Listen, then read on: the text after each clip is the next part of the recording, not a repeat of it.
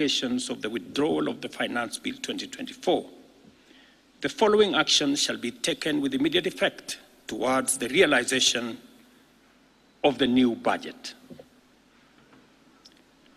47 state corporations with overlapping and duplicating functions will be dissolved, resulting in the elimination of their operational and maintenance costs, and their functions will be integrated into the respective line ministries. Staff currently employed by the affected corporations will be transferred to ministries and other state agencies within government. The decision to fill the position of Chief Administrative Secretaries is hereby suspended. The number of advisors in government shall be reduced by 50% within the public service with immediate effect. Budget lines providing for the operations of the Office of the First Lady, the spouse of the Deputy President, and the Prime Cabinet Secretary will be removed. Similarly, the budget provisions for confidential budgets in various executive offices, including my own office, have been removed, and the budget for renovations across government reduced by 50%. Henceforth, public servants who attain the retirement age of 60 shall be required to immediately proceed on retirement with no extensions to their tenure of service whatsoever.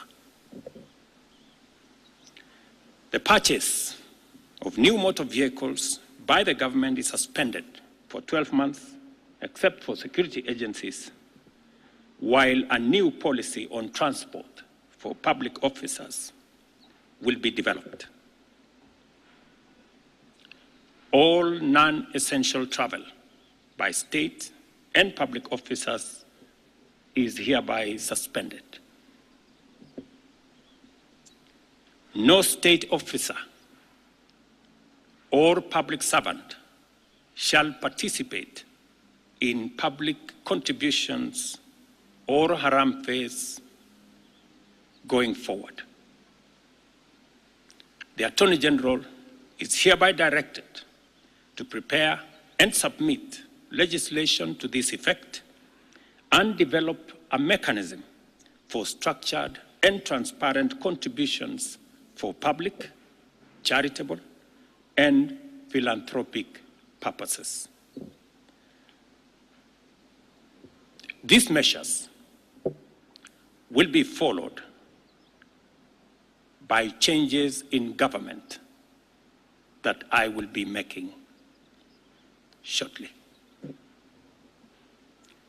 We are determined to carry out this and other interventions to improve the quality, efficiency, and transparency in serving the people of Kenya and ensure that citizens receive maximum value for their resources from a public sector that prioritizes their welfare.